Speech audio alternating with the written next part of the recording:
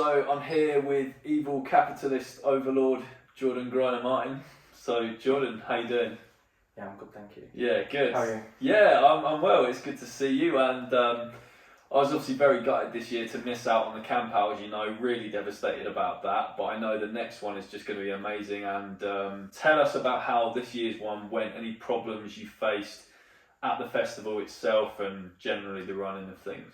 Yeah, I mean, it's funny because it's kind of like two things, because from behind the scenes, the festival industry, or just, well, all industries, as everyone knows, but especially the events industry, it's very, very difficult still, even post the pandemic, to be able to function. Costs are just through the roof. Contractors are pulling out left, right and centre and leaving festivals. Like, so many festivals this year had to cancel. Nothing to do with the pandemic, but just purely because how unreliable, how overbooked contractors are, the rise in prices, the recession of people not being able to buy tickets, and therefore they don't sell enough tickets, they had to cancel the event. So explain the ticket increase then for next year's one, because maybe some people, you know, among the many controversies that get thrown your way, the camp out's way, I'm sure one about the prices. I've personally always found the camp out to be an absolute bargain for what it offers. If you go to a festival, I don't know, Reading Festival or something in the UK, you're talking 200, 300 quid or something like that. Camp outs, generally the tickets over the years, they've been around 50, 60 quid mark. Next year, there's going to be a price hike. Why is that? And can you, you know, for anyone who's listening thinking, oh, why is he raising the prices? Can you explain why that is? Yeah, well, just to be clear, so it was 70 for this year's event. And we would naturally make it kind of 75 for next year, whereas we've made the decision to make it 85 because, like, we basically posted this publicly that we lost so much money on this year's event, even having the most people we've ever had at the event, although not all that many more than last year. But again, due to the costs, it's just through the roof. And that's why so many festivals did have to cancel. But we need to make sure this is, you know, a venture that can afford to carry on, you know, because I wanted to carry on. The tens of thousands of people at this point that wanted to carry on. So we basically did a poll in our event asking people, we explained the situation and we said, look, who is willing to pay £10 more, who's willing to pay £15 more, and who would only pay the price of 75. And I think it was 90% overall said that they would pay either £10 or £15 more in order to help it keep going. Exactly. And based on what people think it's worth, you know, we also mentioned in that poll that at most festivals you would have to pay £20 to £30 to be able to use the kind of toilets that we offer for free. So, you know, all of these things kind of... Then you get an extra day's camping as well. This year you added an extra day, didn't you? Yeah, we did. And again, that does add to costs. Like, people might not think it does. Even though there's no lineup costs, there's still venue costs, health and safety costs, you know, higher equipment costs, staff costs. So, you know, there's so much. Tell us about... Now, I know there's obviously controversies that happened in the build-up to this camp out. There are also controversies that happened at the camp out, weren't there? There was stuff about... Well, you tell us what it was, what happened, and explain what happened there with stuff that happened at the camp out. Is this reference to the dog situation? Because that's the kind of main thing that happened. Obviously, it didn't actually happen, but happened at the event that then caused controversy online. I mean, we can talk about the venue stuff after because it was the same, or we can talk about it before because it was the same group that kind of capitalised on already a kind of fuck vegan camp out, and they were there watching the event, just like looking for something to happen. Sort of like vegan sharks that smell blood. Better use of the speciesist term. It was like that. But we can go there and then back in reverse to the venue. But I mean, the main thing that happened this year was at the event, which I didn't really know about until I came home, really, and then signal was better. But it's funny because the person whose dog that this is about came up to me and a few friends. Actually, it was me, Amber, Abs and Cynthia, and we sat at a table and he was like, I just want to introduce myself, you know, I'm whatever he said his name was, and we were like, oh cool, and like, I'm not that much of an animal lover, like I'm really not, like I'm not that much of like a pet person. I've just never understood that it's very much an ethics thing for me. But obviously everyone else was like, oh my god, like cutest dog ever. Like this dog was just tiny. You're the opposite of me in that regard. I love a cute dog. Yeah. But carry on. No, I know I'm in the minority when it comes to that, and it's weird. It's the equivalent to me of someone running up to someone else's newborn child and be like, oh my god, let it lick, let me lick my face, like blah blah blah. That's how I see people with other people's animals. It's really that's weird. How you see us. So that's yeah, but that's not how I see my dog. Like right, the dog okay, we have okay. at my house. Like I love our dog. But anyway, everyone else was like, oh my god, cutest dog. They went away, didn't think anything more of it. And then it wasn't till maybe the day after, like it happened that day, but it wasn't till the day after that I was looking at my phone and I saw all this stuff had gone on, and loads of people were messaging me like, be honest, did a dog die at camp out? And I was like, this is the first time I'm hearing about it. Yeah. Then I went online, found the post, found that Joey had done a post in response. Basically what happened is the exact same people that we were with only a few hours earlier went over to Joey because Joey said something like, all the cute dogs, come and see me, we want to get photos with the dogs and, stroke and meet them all and blah, blah, blah. And so the dog and the owners went over and Joey took a photo with them and the dog. Now in this photo, the dog's face is kind of like in the bag, like I don't know, if it was trying to get out of the bag or like blah, blah, blah. But that photo was put online by the exact same people that had been attacking us for months. Oh my God, struggling dog at vegan camp out. And then about an hour, it was like, edit, the dog has died. Oh. And then that post, unbeknown to me, went viral. Like, I mean, Reddit, like, blah, blah, blah. Because I saw, it was Sasha and Chris Joliffe who was with the dog. And I listened to their podcast, the David Ram's podcast with them on.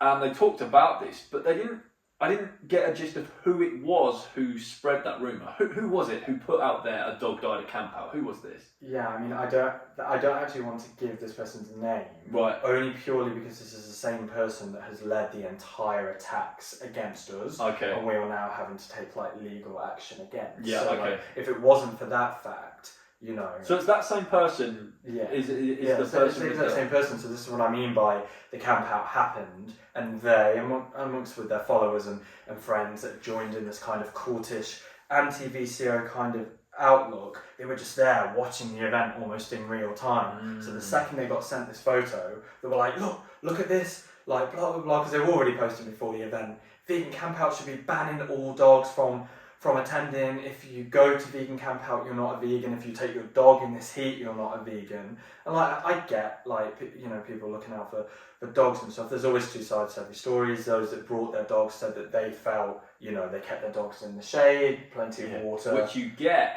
in the outdoors because you get the shade. But I think it's something like 30% of UK houses they found recently are dangerously hot in high temperatures because we don't have the correct like cooling systems and whatever. So if anything, your house would be a more dangerous place to keep a dog. On a hot day, you should be taking them to a shaded spot outside where they get a bit of breeze. And that's why nuance, context and perspective will be a common thing that I speak about. Yeah. Through a lot of this, I'm sure, is so important, no matter what issue it's about, political, vegan, non-vegan. Just take a second to kind of weigh up what might have happened, but far too many people are just quick to click that share button. Oh, yeah. And worse, make sure it's spread to every single group. And like I say, it was spread in non-vegan circles. So I was reading through the comments like, fucking vegans, like, claim to care about animals and now a dog's died on their watch, so it feeds into the anti-vegan agenda perfectly. So the carnists were absolutely lapping it up. This story about the dead dog. Yeah. It was in dog groups, which that's not really an anti-vegan group. But obviously, it's full of non-vegans. It was in an a carnival page on Reddit or something like that. So I mean, I must be the kid from The Sixth Sense because I saw this dog recently in real life. Sasha and Chris were at the Birmingham We the Free event that we did a few weeks back. It was a very successful event, and they brought him along. Yeah, I mean, it's important to point out for anyone listening that we haven't said the dog didn't die, and that's why. Yeah, the dog didn't die. Yeah, and that's why the whole the dog is safe, thriving. So this was just a vicious lie based on a photo that, out of context, kind of looked like maybe the dog was struggling, but the dog was fine. Joey confirmed that Sasha and the other guy confirmed that, and then the rumour came that the dog had died, which has to come from just such a vicious, untrue perspective. You know what, Jordan? Every cloud has a silver lining, because the fact that this ridiculous lie spread this year about the dog, and we have provable evidence that, you know, this dog is here, safe, alive and well, that goes to show that people do just pluck lies out of it. I'm not even talking about half-truths. I'm not talking about rumours. I'm talking about literal just fabrications, vindictive fabrications. We know for sure that people just do pluck these out of thin air about Camp Out. Yeah, and that's the two groups. There's the people who know they're lying, or maybe they're so delusional that they end up believing their own lies. But then there's everyone else that is, in my opinion, just as, if not more responsible than the person who's made the thing, because an accusation or a threat or a form of cancellation fuel on the fire doesn't work unless people push it. Yes. So that's why I'm actually saying it's just as important, if not more important, because let's face it, people who are sick in the brain, they have an agenda against people. I think, unfortunately, that's always going to be around, or at least it's more likely to be around. But what we can control as just general people in a kind of discussion, in my opinion, about any topic, is just to have a breath, be like, okay, who's posting this? What's the intention? Why is it being posted?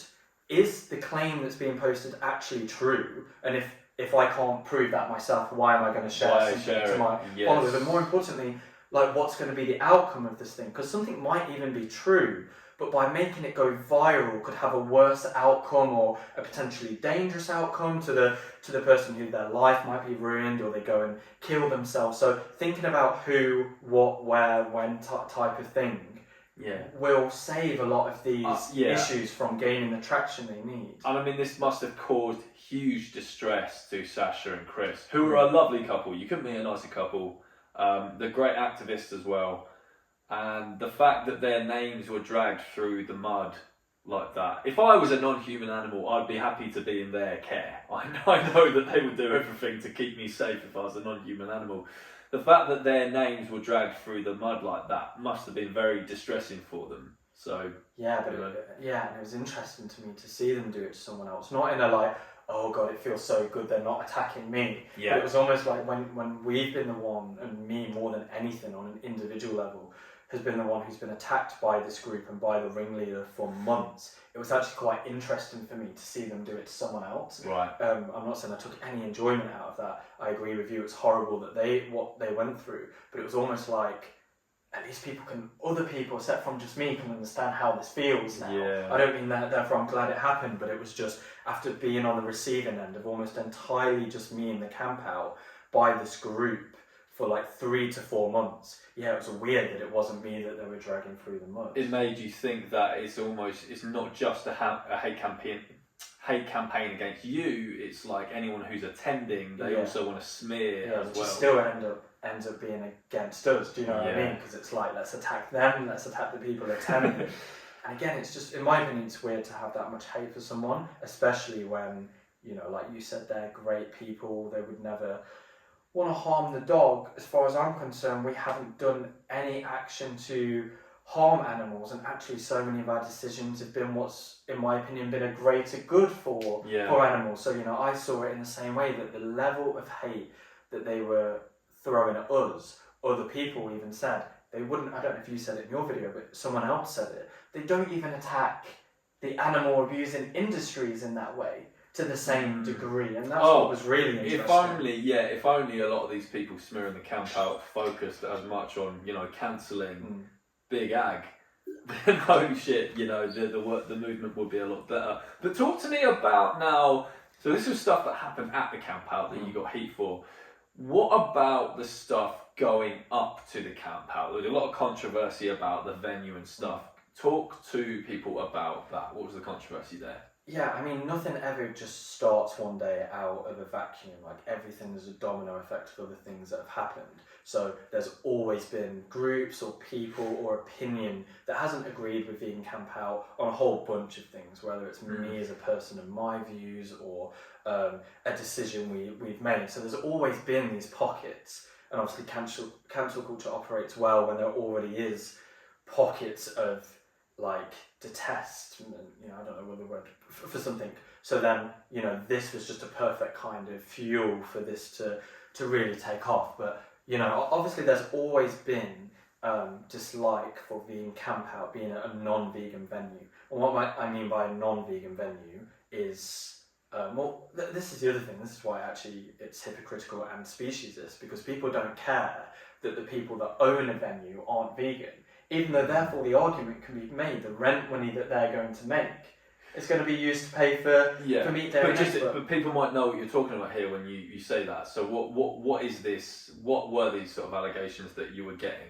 Yeah, okay, so we had hate for not being a non-vegan venue, based on the fact that venue, both at Newark and at Stamford Hall, there was different activities, hosted non-vegan events. Right. Not necessarily even did them themselves. In both cases, there was no example of that, but it was about hosting events that are harmful towards animals. Now, when we say non-vegan events, people will think, oh, well, yeah, of course it hosts non-vegan events. Of course, there's going to be weddings there, and they might serve vegan food. But what were the things there happening to animals that particularly? Well, they are disturbing, obviously, to me and you as vegans. Yes, so that's what I mean. Like non-vegan events that actually harm animals. So, i.e., obviously, at this venue, there's been shooting and there's been hunting in the past. By hunting, again, I don't mean necessarily the venue, but the venue has allowed hunting groups to use their land. Same way the venue has allowed shooting groups to come and shoot. With shooting, it's usually pheasant shooting, because I came to learn quite a bit about this as I went through this. So how, I'll sort of put you on the spot now. I'll say, Jordan, how the fuck do you justify, setting up a vegan camping festival on a ground that allows animal murder right there, like pheasant shoots, that kind of stuff? How would you respond if, I was to say to you, how do you justify that? Yeah, of course.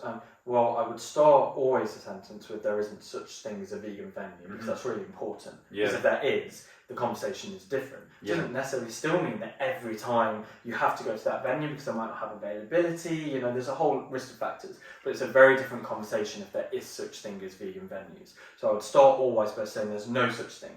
Therefore, at any venue you're at, in some way your money is going to fund the promotion or the actual activity of harming animals. I don't see shooting or hunting as any worse for an animal than all the other venues who have, farmers markets, sell meat, dairy and eggs, have restaurants that profit millions a year off. Which is every venue in the UK. Yes, it's just unavoidable. Exactly. But the irony is actually in this situation is that, and I'm not throwing anyone under the bus here because this is my position, that we do what we can within reason and everyone has a different decision on where that line is drawn. But you can actually make the argument of vegan events or even just sporting events or whatnot that are held at venues who have large restaurants that sell meat, dairy and eggs by the millions each year. That money does actually, even if it's just partially, just like going to Tesco or Sainsbury's, but that a portion of that money, buying, a non-vegan item at KFC or McDonald's, a small portion of that money is actually going in to fund them activities. Whereas with being at an estate, which is what we're at now, it's completely neutral because the venue is paid money by us, by weddings, by festivals, by shooters, by hunters. And so our money that's going into the middle, which is the venue, is in no way contributing or promoting or funding them activities. Does that make sense? So it's actually, our money is actually going towards them activities way less than someone who just happens to have a vegan fair in a place that has their own cafe and their own restaurant and all the rest. So just to elaborate on that a little bit more, how would it do that? So why would it be the case that buying a ticket for the camp out is less a direct harm to the pheasants who are being shot than going to Tesco and buying a vegan sausage roll, say?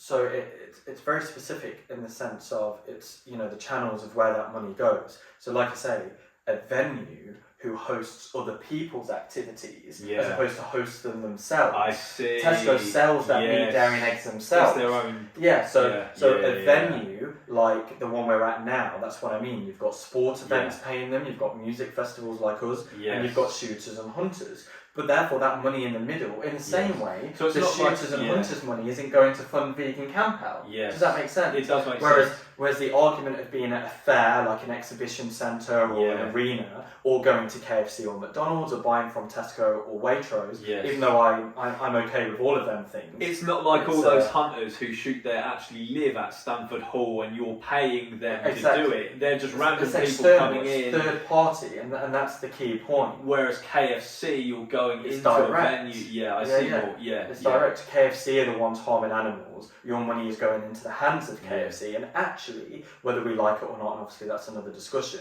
a small portion is going to go into the promotion of their meat products. Of course it is. Like, they don't track the money and that money goes into the vegan promotion. It all just goes into one big thing. The analogy I've been using to some of the haters of the camp out about the, you're funding the shoots is, well, Stamford Hall hosts weddings every year. Yeah. So it's like by saying that by going to the vegan camp out, you're paying for people's weddings. Yeah, how people who had the weddings there fucking wish that everyone was paying for their weddings. You know how expensive now we get our wedding price reduced. And like Chris Hines pointed out in a talk he did with someone, like, none of the backlash against the venue for the shooting and hunting activities that, by the way, happen way less often than the weddings, but they don't have the same backlash for the venue hosting feasts of meat, right? Like every wedding is going to be an entire banquet, an entire feast of dozens and dozens of birds, blah blah blah, and they're happening way often. So it's this, vegans have this blind spot too to emotion that we accuse non-vegans of having.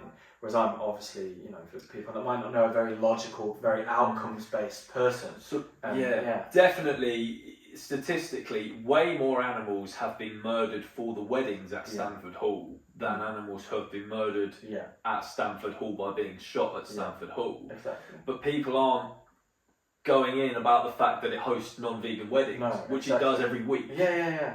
And by the way, I didn't obviously say in this video, but a point to point out, I guess it doesn't change everything, but it's a bit of context, is as a result of us being at this new venue, they decided that they would no longer and actually ban any hunt group from using their land. So there was actually like a net benefit by us signing, because both activities would have continued to carry on, but as like an agreement of signing with them, they agreed to no longer, which is a step in the right direction for animals. But, is it true that they're still hosting shoots? Yeah, that's what I mean. So only the hunting, only out of the two, only hunting was banned. And we found out that's just because of the sheer money that these venues and all estates get from shooting groups to be able to run the estate, because it's so famous and expensive to run. And that's why someone else actually pointed out the view. And again, I was like, from an outcomes point of view, they're so right.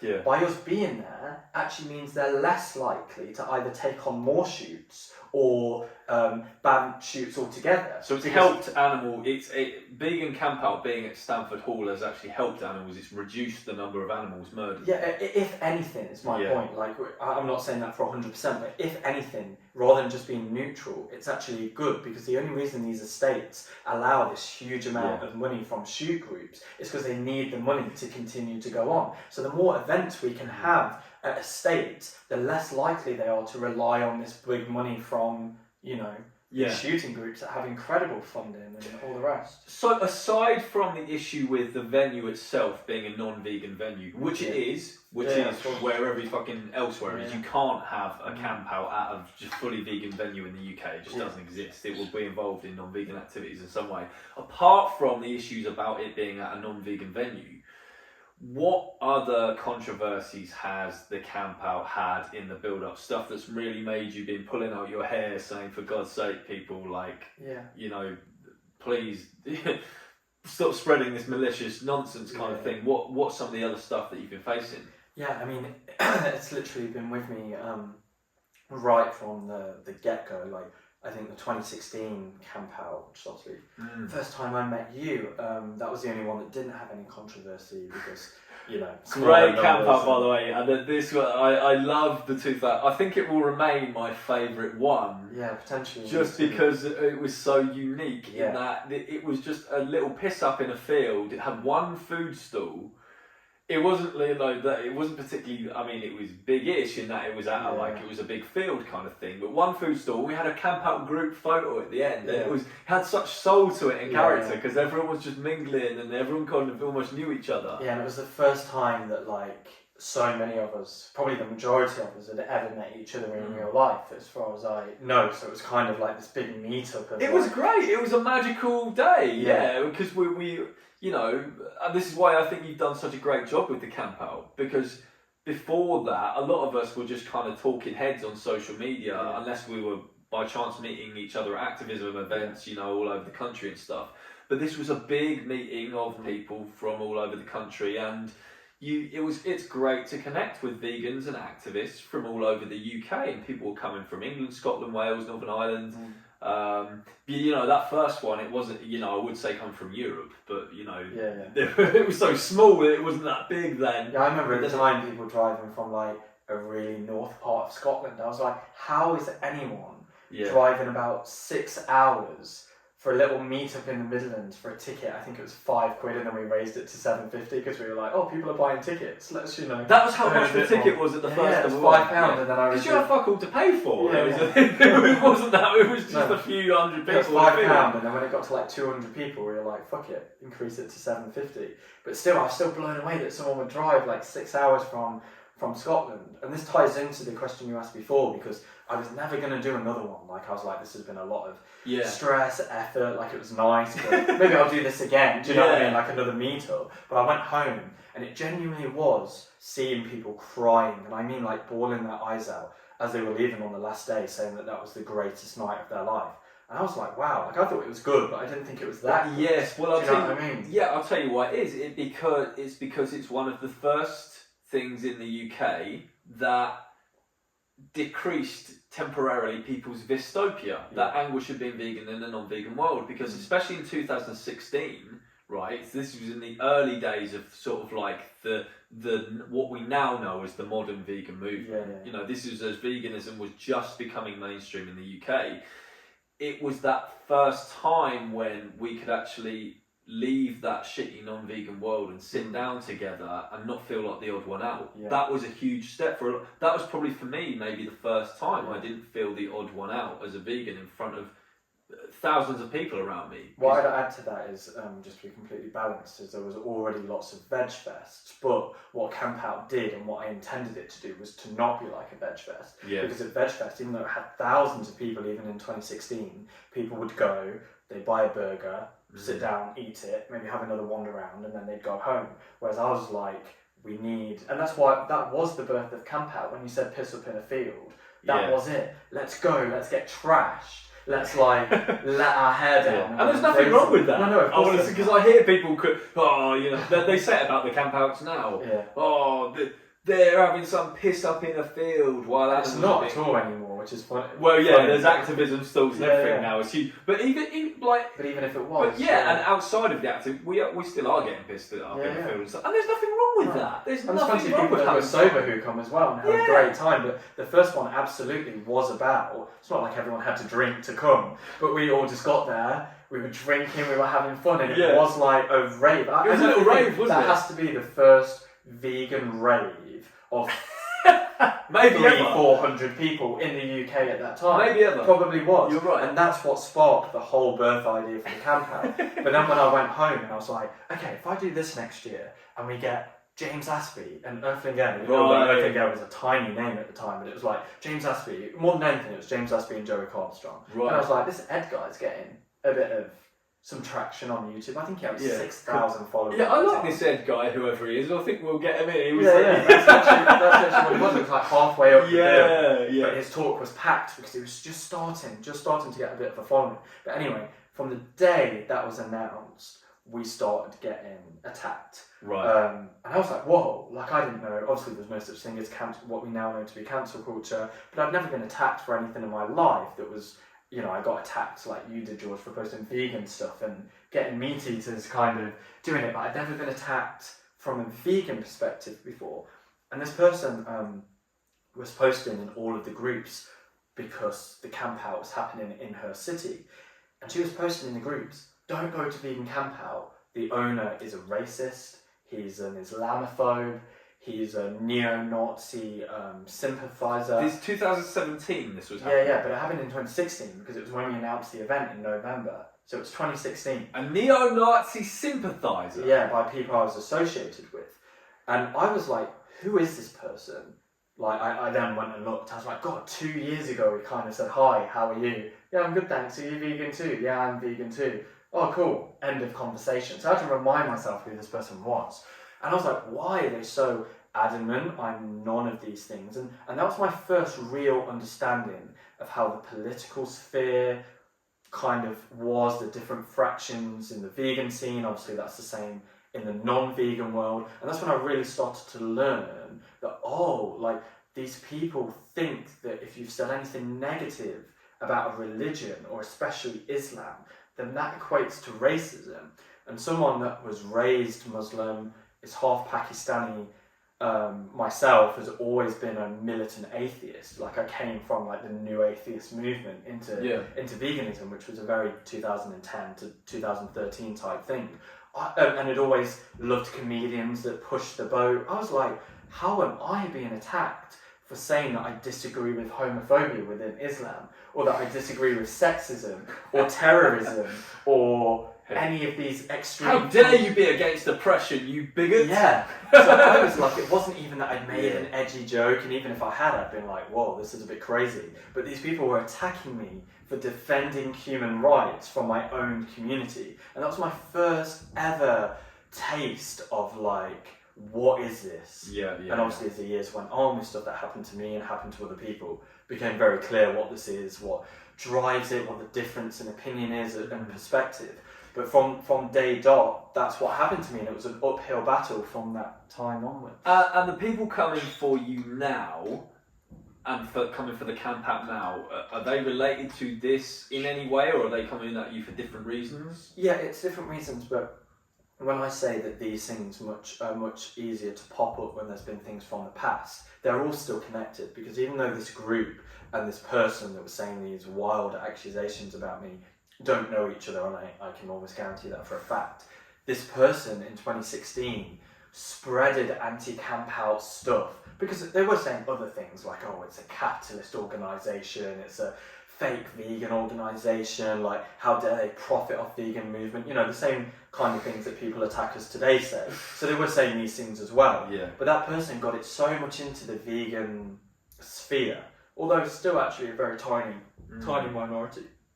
I always say if this stuff was to happen to me today, it'd be a very, very different story, or especially 2 years ago when it was much worse. But they got it into the vegan community enough that it was just enough to have 5 to 10% of the vegan community either hate us or just not want to kind of interact with us because they didn't know. So let's deal with this capitalism claim, the whole capitalising thing.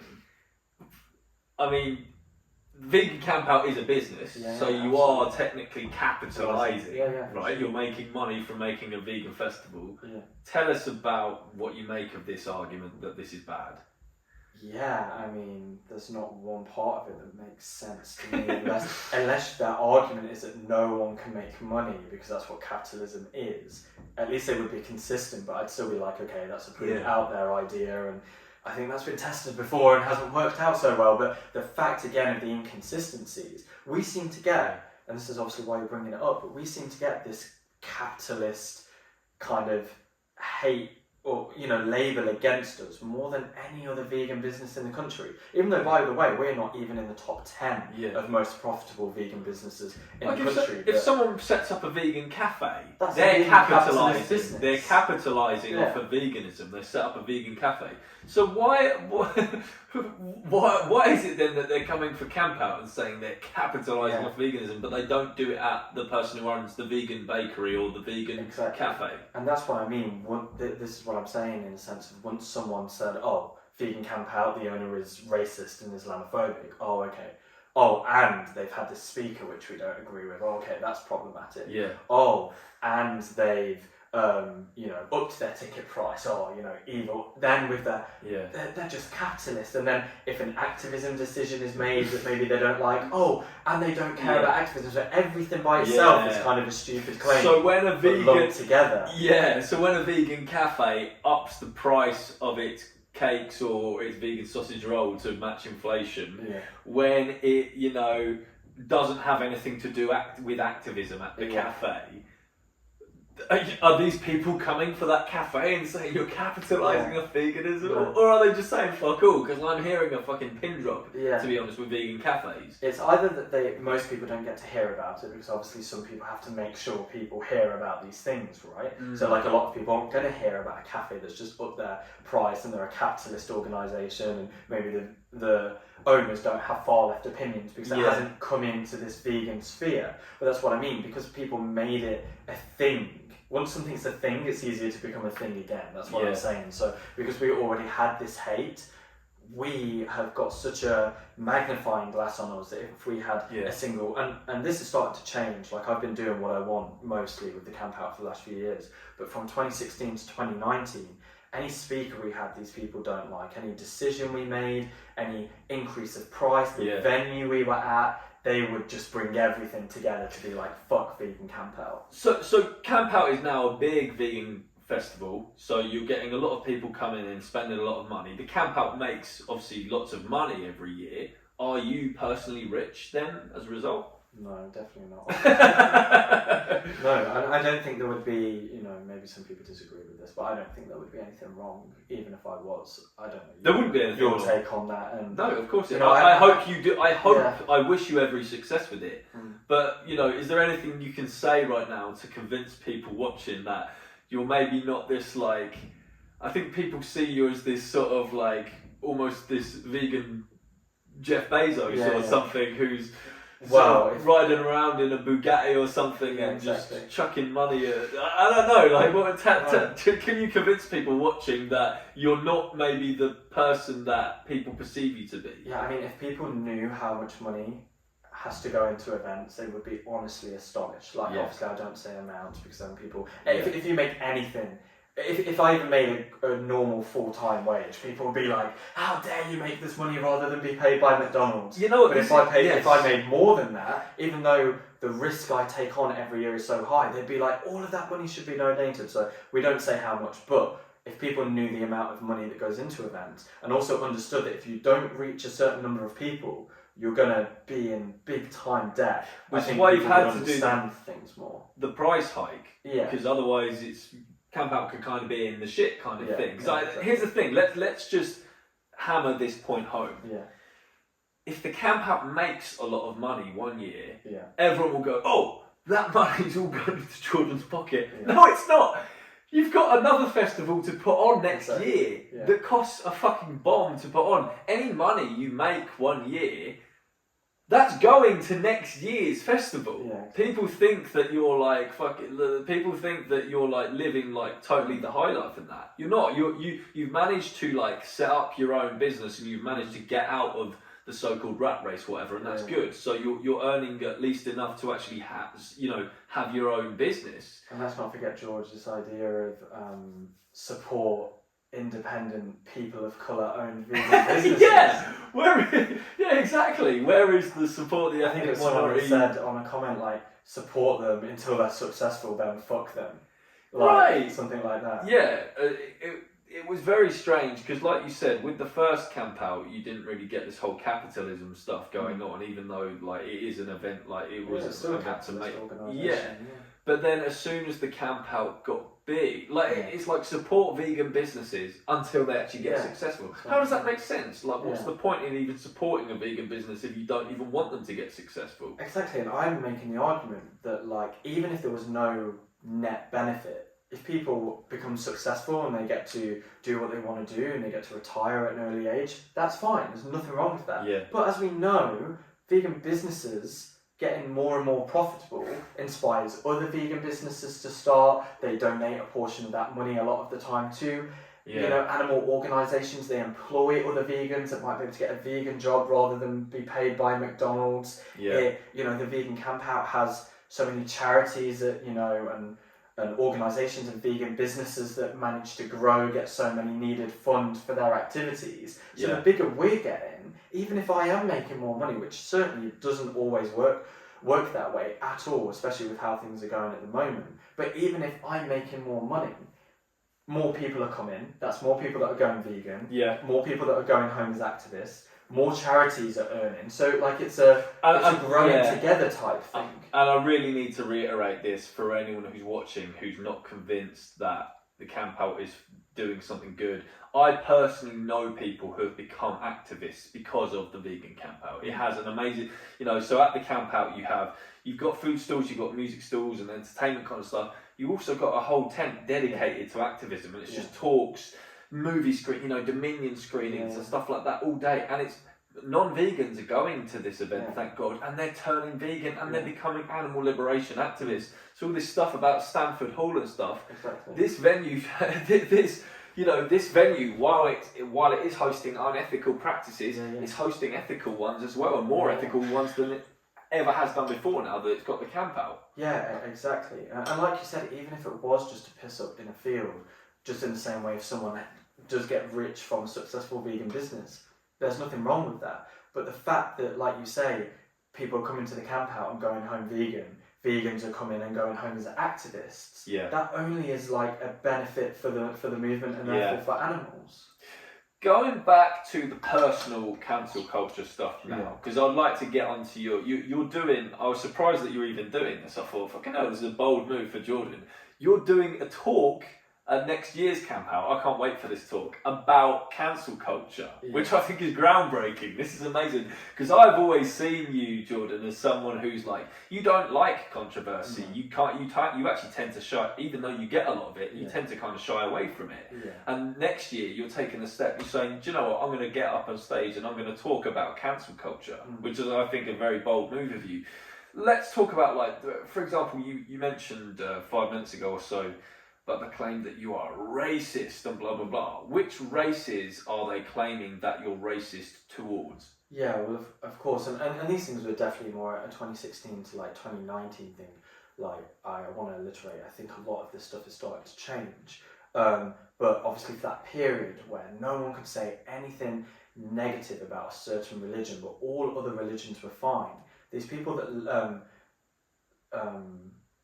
push this racist label, they're essentially claiming that Islam is a race, which to me shows such a misunderstanding of the issue, because actually a religion by definition cannot be a race, and actually from what I've read, maybe fact check this, but I'm pretty sure that Islam is the most multicultural, multi-race religion that there is. So the funny thing is, the race that they are associating Islam with, which would generally be Pakistanis in the UK, you are exactly. So that makes it triply stupid. And they're saying you're racist. So they're saying you, as a brown man in the UK, are racist to brown people because you criticise homophobia in Islam. Whilst also claiming that people of colour cannot be racist, because to be racist, it's racist plus power.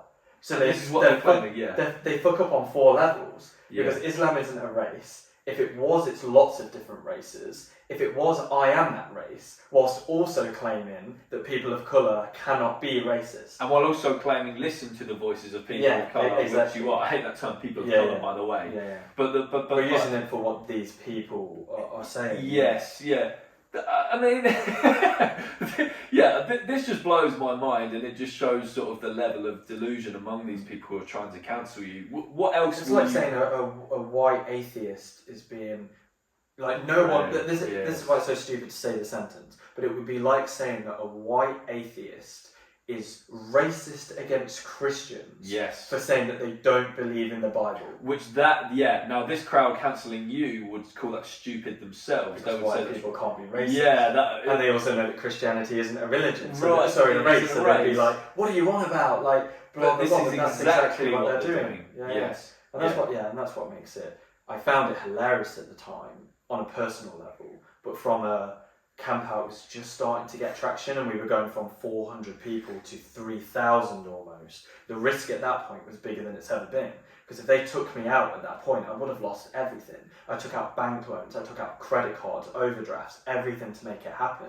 So it was actually really, really scary at that point, because I was like, this is spreading, and there was loads of people being like, oh, I was going to buy a ticket, now I'm not. We didn't have that audience we now have, and we don't, we're, 2022, thank God, is a bit more based in common sense, I believe. But back at that time, it was scary, because it was like, I might lose everything that I've worked so hard for the last 12 to 18 months, based on an accusation that I'm racist against my own people for saying I don't agree with sexism and homophobia. It was like, and like I say, I go back to this was my first understanding of how these people think, what their views are, where these views come from, what gives them... Do you think people ever mistakenly presume that you're not an ethnic minority? Oh yeah, that's happened too.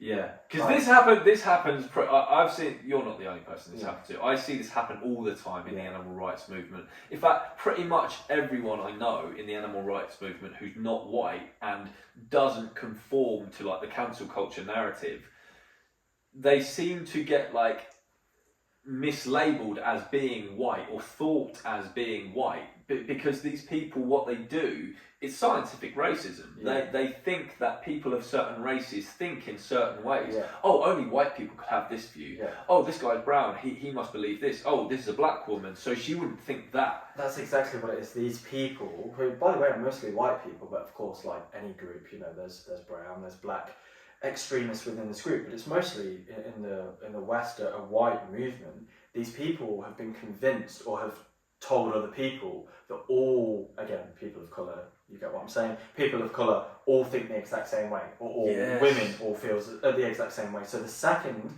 that a woman, or even a trans person, or a person of colour, or a gay person says anything that doesn't tick the far left woke box on everything. They're box tickers. They automatically, either they know they are that thing, but they're going to claim that, oh, you're not a real gay person, or you're not a real person of colour, or they do actually, their first inclination is actually, oh, they must be straight, oh, they must be white. And I've actually had people, again, it doesn't happen now, but when I posted a Channel 4 documentary that was called What British Muslims Really Think. It was just a documentary made, by the way, by a black man. By the way, a black man that invented the word Islamophobia. It couldn't be more of a tick. And he made this documentary that really wasn't controversial. It was just asking Muslims in the UK what they think.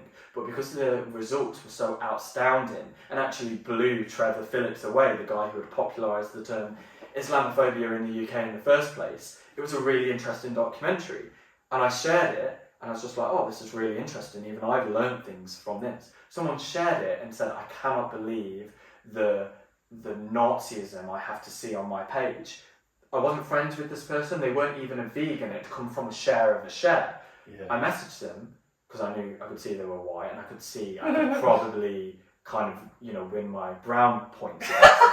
And all I did is say, Nazi, have you taken one look at my photo? She messaged back straight away, oh my God, I am so sorry. I thought you were white.